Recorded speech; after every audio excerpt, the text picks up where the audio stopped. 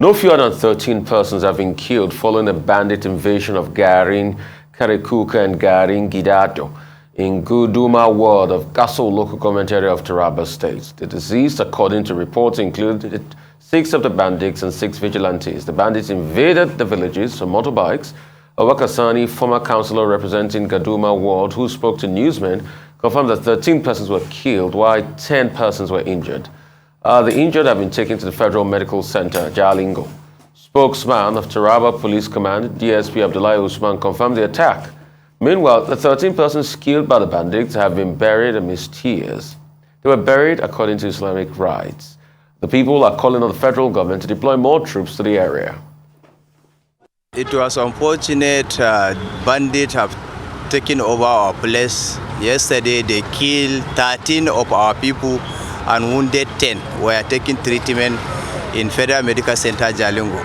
Please, we are calling for the federal government and NEMA to please assist us with security agents and to assist us with something that is material that will help our people whom were killed and those that are wounded. Kidnappers of 6 grateful female footballers are asking for a payment of 30 million ransom, 5 million for each of the victims. The footballers were kidnapped by gunmen in Uruigbe, border town between Edo and Delta states, in Oronwa local government area of Edo State at about 6 p.m. on Friday night while returning from a football match competition at Owalero in Ikan Northeast local government area of Delta State.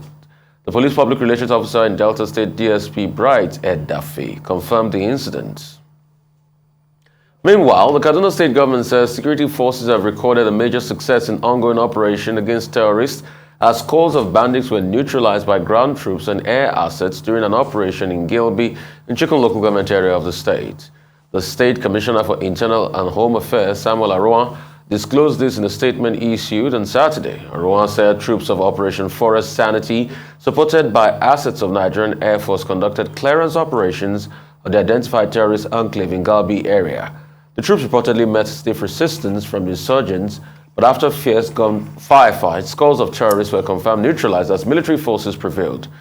2 general-purpose machine guns, 3 AK-47 rifles, and 7 motorcycles were recovered from the enclave of the neutralized bandits. The Kaduna government urged security forces to increase momentum and vanquish the terrorists for good. There's only a lot to talk about this morning. Well, I really don't know where to start. Maybe in Taraba, the tragic killing of 13 innocent civilians, including vigilantes. We've talked about this, well, I've talked about this on this show. I think the last time was with regards to Governor Autumn and the volunteer force in Benue. I wonder what arrangements are made for vigilantes. These are ordinary people who lack the training of the police and the armed forces, who have stepped up to protect their communities. When they pass on, what happens? Are they actually paid? Because my concern then with the Benue state model was that that word volunteer causes some concern. They deserve to be paid because they're putting their lives at risk exactly in the same way as the members of the armed forces do. And they get paid. They get a pension, their families get taken care of, or we hope they do. And the police force. So what happens to the vigilantes that lose their lives? So I think that really does need to be looked into. And with regards to the kidnap of the ladies who were on their way back after a football match and this breathless reporting, so where do we draw the line here? The press has a duty to keep the public informed. And in the past, I want to say, going on to 2 decades now, since kidnapping became an industry in Nigeria, when it first started in the Niger Delta, when expats were being kidnapped, and the media would dutifully report, 6-figure ransoms. What that does is give other people ideas. And as we continue to report, dutifully because we must, these amounts that are being paid, you do continue to fuel this need. There's so much lack in this country. There's so much unemployment. So they just see these girls or whoever, motorists, anybody, as just a way to make a buck. 5 million naira is a king's ransom in today's Nigeria, 5 million naira each. So we continue to have this brisk business in kidnapping. And I never thought I would see the day in this country where it would become like Mexico. But here we are. We have like a real industry. We don't have manufacturing, we have kidnapping. It's extremely worrying. With regards to the Kaduna progress report there This, I think, will be some comforting news for Kaduna, given last week's memo from the governor of Kaduna to President Muhammadu Buhari that bandits have setting up alternative tax systems, alternative legal systems, and are trying to frustrate next year's general election. So this, I imagine, will give some comfort. They've been neutralized, is the euphemism, but they've been killed. The terrorists have been killed. And I just want to link this to the news over the weekend about Salman Rushdie, the stabbing of Salman Rushdie. I remember vividly bomb threats. Whole high streets were being closed in London because there were bomb threats around certain bookshops, because those bookshops were selling, they say, satanic verses. I remember bomb threats on whole streets because of IRA activity. Today, you never hear that in England. So we will get to the point in Nigeria where all of this will be a thing of the past. But for those of us living through these troubled times, we can only but hope that it's sooner rather than later. Well, it's good to end this on a note of optimism. I always do. Yes, but what is happening in our nation now is quite scary, because every where you hear of this insecurity, these girls who went to play a football match at Owa Alero and were returning when they were kidnapped at Uronigbe, a border town between Edo and Delta State. Uronigbe is in Orienwa local government area in Edo State. That's the last town before you enter Delta State. So it's very unfortunate that these girls just going about their own daily, sure, they are footballers, and I'm sure they are aspiring to become professional footballers, to play for the national team. But here they are, in kidnappers' den. Now, the other aspect I don't get, the police spokesperson in Delta State, Mr. Duffy, said, oh, it happened in Edo State. And the police authorities in Edo say, oh, nobody reported anything to us. So, these girls are in kidnappers' den as we speak. So somebody has to do the needful, track these kidnappers and their means of communication. They are already communicating and asking for money. They contacted one Agbajo family, and that's a family in Warri, going by that surname. And they're already asking. So I think the police should be able to track their communications. Because sometimes when high-profile victims are involved, police will tell you that, oh, just give us whoever they are calling, we can track them. People don't always have to pay ransom. If the security agencies are up to the task, you can also track these kidnappers to their den, or whoever is representing them, whoever is negotiating on their behalf. So I think the police must rise up to this occasion, not saying we are not aware, it's not in our location. There's an AIG in charge of both states. Yeah. So if that office cannot coordinate criminal activities happening in the border town of both states, Edo and Delta, then what's the use of the AIG's office in charge of the zone? We don't want this kind of excuses. Oh, it's not in our territory, we are not aware. No, Nigerians have been kidnapped. Efforts will be made to bring them out. The killings in Taraba, yes, in a Karakuka community in a Gazol local government area of Taraba State. 13 people killed. So many others were injured, and they are hospitalized as we speak. They also attacked this Garin Gidado community, but there was nobody in that community anymore. Because of previous attacks, the people have fled from their own community. So what is at stake here? These bandits, what are they after? Or terrorists? Is it to dispossess the people of their land? But those people who have been buried, they've been buried according to Islamic rites. So these terrorists, they kill, whether you are a Christian, you are a Muslim, it doesn't matter to them. They are just happy carrying out this dastardly act. And yes, I like that optimistic note. It's good to hear that the military are ramping up their efforts to clear this, especially the good, what I would call the good news from Kaduna State, that they're actually pursuing these bandits. And I hope they will pursue them to their den, so that they don't have this hideout where they can live large, collect hundreds of millions, and even set up shops, dash victims 10,000 naira when they feel like. So that's the whole community. So as long as they have that comfort in the forest, then I don't think the military has started yet. But it's good to know that, well, they are making efforts and they are neutralizing these terrorists. I mean, I'm very happy, and kudos to the military this morning. Kudos to the NAF, most importantly, Nigerian Air Force, doing the yeoman's job there, and the military and coordinated attacks to be able to flush out these bandits from Chikum local government area, because Chikum has been inundated with a lot of banditry activity, and most of the land there pretty much taken, by these bandits, these terrorists, these killers. And I'm happy that they're flushing them out. But it has to be a multi-pronged approach. My idea has always been, when you flush them out with, air raids, how do you do ground reconnaissance? How do you still put in troops there to mop up the remnants? Because we need to be able to do this exercise, consolidate on the gains we've made, and push them out. I mean, we all talk about the glowing days of the Nigerian military. In fact, a lot of people keep pointing to the days of Metasani and how this same President Muhammadu Buhari then, in charge of Jos Div, if my memory serves me right, I think 2nd Division in Jos or something, was the one that led the team that pushed a lot of those people out there and pushed them even into the Chadian border and Chad. And we defeated them. Now, but some people argue with you, okay, Metasani then didn't have sophisticated AK-47. They had bow and arrows and the like, so maybe the kind of war is different. But you saw the strength of the Nigerian military that reigned supreme there. And it's that kind of, assault on the enemy we want. We want to assault them. We should rough them up. No, Rufai, let me even refresh your memory further. Yeah. During the Second Republic, under President Muhammadu Shagari, a certain Muhammadu Buhari was in charge of that northeast.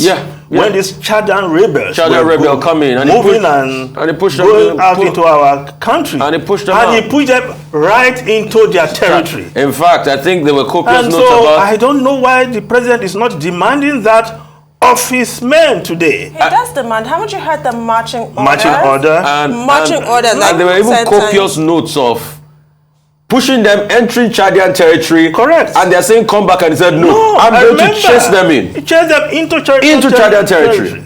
So those were the things we remembered. For all but... This President I think it was GOC, Jos Div, 2nd Div in Jos or thereabout. I mean, I don't know the particular, naming of the Div.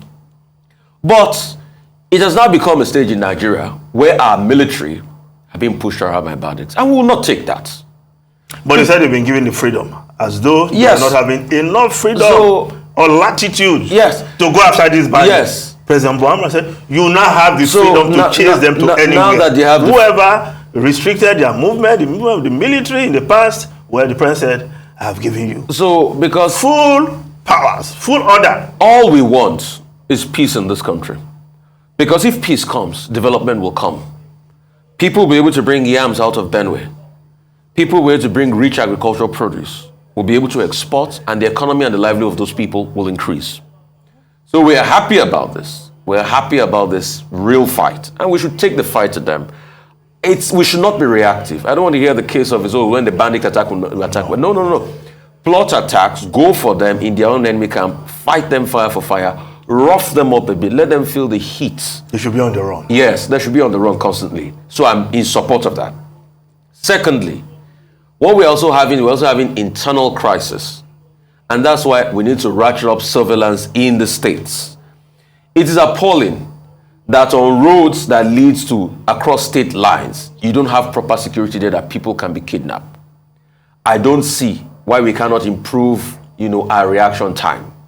And I do not see why the Delta State Police Command or the Edo State Police Command cannot work together in synergy to bring those people out. Technology has made it possible. Actually, you are saying you can track. Yes, you can track. Once somebody makes a call, you can track where the call is coming from. And I can confirm to you that they have the technology. So they should track them. And one other thing, why cases of banditry or kidnapping increase is because we are not hearing that kidnappers were killed. So apart from paying ransom, one other thing I would like to encourage our police force to do is to go after the kidnappers and destroy them and kill them. When we start reporting arrest them to court? Yes. Arrest them. Are you talking about summarily execute them? No, I'm not saying summarily execute them. But if there's a line of fire, the police will definitely shoot back. But if we can arrest them and prosecute them, But if it's in the line of fire, they get killed. If we hear more wins, then people start to have confidence. Because you see, it's about confidence. And I keep telling the story of the week that Lawrence Omajiakpo Anini was killed. There was a jump in nightlife activities in Benin. There was a steady jump. Automatically it happened because everybody saw the execution of Anini and there was a corresponding jump. So that's what they should also do in places like, this Tarapa. The vigilantes, they are true heroes, I must say. They laid out their life for this country. And they've been doing a good work. You remember them since the time of civilian JTF. They've been doing a good job. The state government should also look for ways to help them. So if they could organize themselves, because there are also some states too that there are discrepancies that the state government say they don't want vigilantes, that they ban them. If they can work in tandem, at least something should be given to them. Also, the community and the village heads should be able to see to the welfare of their family members. Because all they have done is to try to defend their society and their environment. And there's nothing wrong in doing that. Because if you feel attacked, you have a right to go back and defend yourself. And that's why the people have set up little local structures. So they should be looked after. And I'm really happy that we're hearing good news. I want it to continue. I want Nigeria to defeat its enemies because Nigeria is a great country. And when it stands on its feet, it will shake the world. Like I normally say, Nigeria is a sleeping giant. Like Napoleon said about China. When it wakes, it will shake the world. But the question is, when is Nigeria going to wake? I pray it wakes very soon so that we take its place in the world and do well. Moving on to the next story. Supporters of Rivers State Governor Mr. Nyesom Wike, the People's Democratic Party, PDP, has given an irreducible minimum condition for the reconciliation in the face of between them and the leadership of the main opposition party. The pro-Wike camp said the PDP national chairman, Dr. Yocha Ayu, must go on insisting that they should be allowed to choose his successor. Supporters of Rivers State Governor urged the former Senate President David Mark to speak up on the post-presidential primary election crisis. They alleged that Mark was with Ayu's letter of resignation. Those demands came ahead of today's meeting of six-man committee comprising of representatives from the camp of the PDP presidential candidate Atiku Abubakar and Wike for reconciliation talks. Tunde, your take on this. This protracted... just the tedium of this row. Can we move on already? This is making APC look so good because they had the same presidential primaries. They had one winner and a lot of people lost. A lot of people lost big, actually, because the Senate president lost big.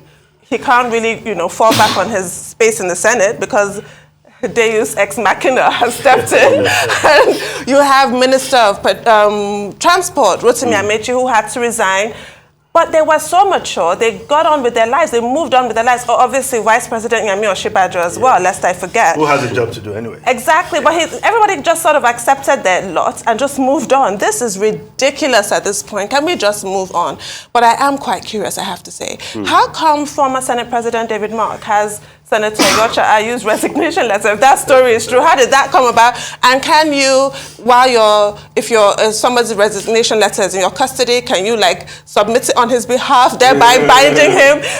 The whole thing is a mess. But really, it is quite clear that Senator Yocha Ayu, in spite of the fanfare of the consensus that heralded him in as national chairman of PDP, is facing stiff opposition, not just from the Wike camp. Last week, we talked to Chief Bode George, who also had his own reasons for calling for him to step down and have somebody from the Southwest for the first time be national chairman of the PDP. It looks like he might have to just read the tea leaves and sacrifice himself for the greater good of the party. And this day's report has a really useful suggestion for the presidential candidate that if he does win the election, he can make Senator Yocha Ayu his chief of staff. He can make him whatever he wants, but just not national chairman of the PDP. Well, the Wike palaver still bogging down the PDP. Well, yesterday's Disney story was that while the APC have rallied around their presidential candidate, Asiwaju Bola Ahmed Tinubu, the PDP is still bickering. But we must also not just put Wike in the same league with those who lost in the APC, that's the presidential primaries now, because his own case seemed to be different. How so? Yes. No, to the extent that, one, there was what he called treasury. What he calls? Yes. And I will tell you how you complicated matters also. Then there's also, he was offered, or he was sounded out for the post of the vice president, the running mate. And okay, he was already licking his wounds and ready to accept that, and then it did not fall on him. So, and of course, what Wike did for the party over time, since they've been in opposition, I'm not sure anybody in the APC who lost can claim to have done so much for the party. So let's just put this in context. But what they are saying is that for Atiku to be trusted, he should prevail on Yoshayu to step down. Because you cannot just mount inclusiveness. What is the guarantee that Wike and his people will not be victimized by the party or by an Atiku government if Atiku wins? So they want certain level of guarantee also, that by insisting that Ayu should step down, and if Atiku put his weight behind that clamor, then they cannot trust his promise of inclusiveness, fairness when they get to government. But to just leave things hanging, no, but I not tell you Ayu's sin. We know Ayu's sin. Yes. The hero. That hero quip. So you see, that in itself showed that Ayu was not playing fair. He was working towards an answer as chairman of the party. That was extreme lack of discretion. You've just had a successful convention. Somebody has won. I thought the most charitable thing to say that is that the party is the hero. The party is the winner. There are no losers. There are no winners. The party has won. So let's work together. But to go to Aminu Tambuwa and say, you are the real hero of the convention, it means there was some underhand dealing being piloted by Iyusha, who is the chairman of the party, who is supposed to be fair and neutral at that point in time. So he dropped the ball there. He dropped the ball by saying the man who stepped down, whom was already accusing of treachery, is the real hero. So, but in all this, the committee set up by the party will be meeting today. 6-member committee, 3 from the from Wike's camp, 3 from the camp of the president representing the PD presidential candidate. So we hope they can come to an agreement that will help them so that they can all move forward in one voice, not Wike's voice. Whenever he speaks in Rivers, he resonates and he helps the opposition.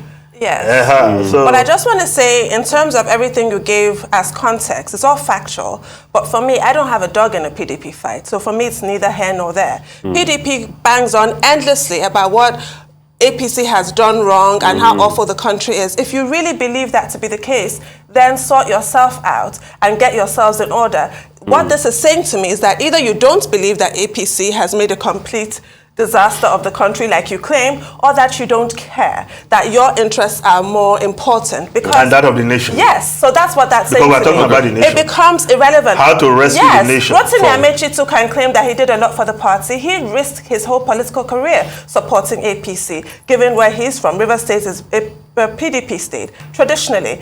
And if that election had gone a different way, he would have gone into political Siberia. Everybody can always point out to however you want to argue President Muhammadu Buhari's legacy. You point out to, well, what he did in terms of rail infrastructure. He could be bitter and throwing his weight around, but he's not. So, sorry, It's about winning an election. So for me, PDP is in trouble, and it's obvious. And this wicked conundrum is not going away anytime soon. And the earlier they fix it, the better it is for them. But let's even dial back. Wike is hurt. A lot of his supporters say he has a right to be. I take you back to 2018, thereabout, 2018, 2019, on his home soil in Port Harcourt. He was pushing this same Tambawa that went against him last minute. He spent everything for Tambawa. Last minute, a certain person came and said, shift it to Atiku Abubakar. He felt betrayed, but he continued working with the party. This time, he made his own turn.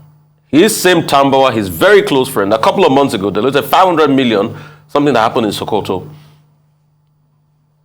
Last minute again, another master stroke. Tambawa betrayed him. This was after the PDP had internal crisis. And really, for the sake of fairness, should the PDP in the first place even have provided a candidate from the north after Atiku Abubakar? Because when they make these arguments, we're not always honest with ourselves. After Atiku Abubakar, the first grouse in 2019 was, oh yeah, good luck Jonathan, took the time of the north and everything. But a lot of people will argue that they didn't 2019 placate them, or they said, okay, now it's 2022 or 2023. And I keep asking this caveat that if, in a case PDP doesn't win this election, will they say, oh, it's until we win an election now that we will have to keep producing a northern candidate? It looks like it. Because that's what they're saying invariably. So the injustice in the party that they've not dealt with is still a problem. And that's why you see, they're not only just split down the middle, they are disgruntled. Wike is not alone in this camp. Anyway, some people have left his camp and said, okay, let's look at it, let's unite for the sake of the party. But people will argue with you that was justice done? It wasn't done. So if he's drawing the battle out because justice wasn't done, then what can be done to placate him? And he's made another very valid point, that the Yocha Ayu must go. But we all know the convention, that automatically the president and the national leader of a party, a national chairman of a party, cannot be from the same zone. It is an aberration. Yeah. But it's already happening. And he's asking for that. Just do the right thing. And that's what Bode George is asking for too. Just do the right thing. And we are still dragging foot as regards this. So they didn't sort out their problems on time. Wike is dragging the matter out. You remember how it took them years and donkey months to even talk to him in the first place. The meeting that never happened before they finally met in Jerry Gana's place. So in the sake of balancing, some party members are saying, oh, what is even wrong with Wike? He should go and take a chill pill. But some people too will say he has a right to be upset. Yeah. But this is also showing that PDP has their own internal squabbles. Because when political parties point fingers, they don't look at themselves. Deep inside, they've not been able to say, and see, market today, the Wike conundrum, I hope it doesn't bring PDP down. Because it's looking like it. Well, they are meeting. No, but that's the bottom line. If they don't sort it out, how are they going to win an election? It's looking like going to bring them down. They've been meeting, no. It's not if they today. don't sort it out, If they don't sort it out, it might.